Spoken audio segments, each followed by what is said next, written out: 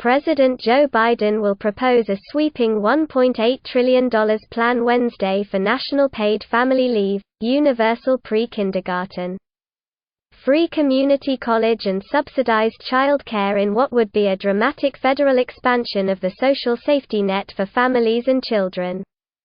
Biden is set to formally introduce his American Families Plan at his first address before a joint session of Congress Wednesday night. It's the second piece of his Build Back Better economic agenda following the release of a $2.3 trillion infrastructure and jobs plan released earlier this month.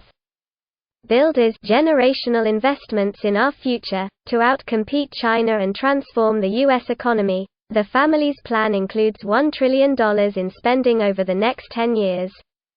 According to senior administration officials who agreed to discuss the specifics on the condition of anonymity.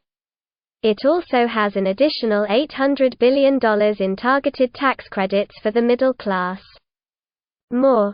We can't delay. Biden proposes $2 trillion infrastructure jobs plan funded by corporate tax hike. The proposal to Congress would be paid for through a crackdown on tax loopholes used by high-income tax filers.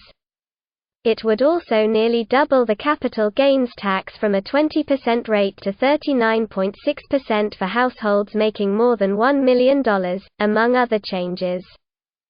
$225 billion each for national paid leave and child care programs. The plan, certain to be sharply criticized by Republicans who already oppose his jobs plan, includes $225 billion for a national paid family and medical leave program.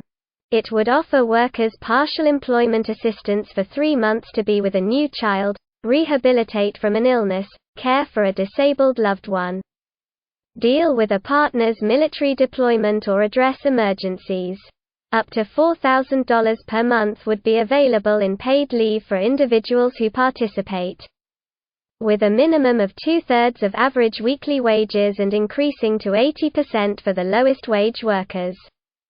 An additional $225 billion would go toward covering child care costs for low-income and middle-class parents with children 5 or younger.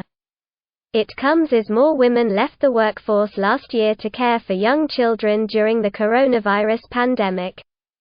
A study cited by the White House found $57 billion in lost earnings and productivity because of a lack of child care options.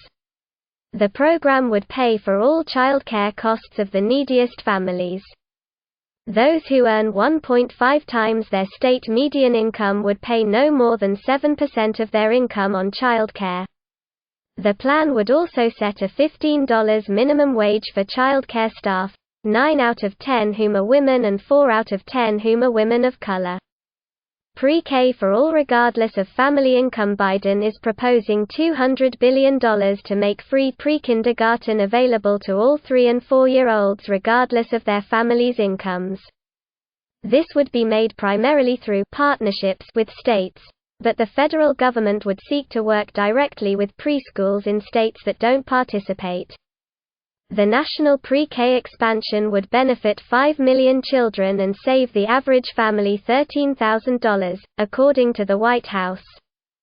The plan also calls for $109 billion to make community college in the U.S. free, allowing all first-time students and workers in participating states to pay no money for 2 years of community college to earn a degree or credential. The program would also be available to Dreamers, undocumented immigrants brought to the U.S. as children. Biden's proposal comes after several states, including Tennessee, New York, Oregon and Rhode Island, have transitioned to free community college.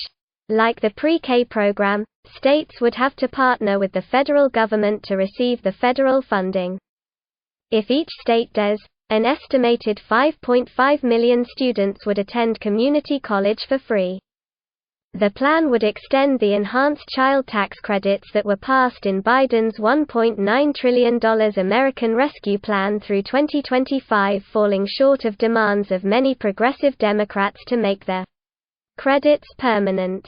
The plan would also make permanent American Rescue Plan tax credits for families with child care needs and workers who don't have children. Plan leaves out Medicare expansion. The proposal would not lower the age eligibility requirements for Medicare to expand coverage or take steps to lower prescription drug prices, two other areas pushed by many Democrats in Congress and liberal advocacy groups. White House officials said the president remains fully committed to negotiations to reduce prescription drug prices despite its omission in the package. The primary health care provision in the plan is $200 billion to make health care premium reductions passed in the Affordable Care Act permanent.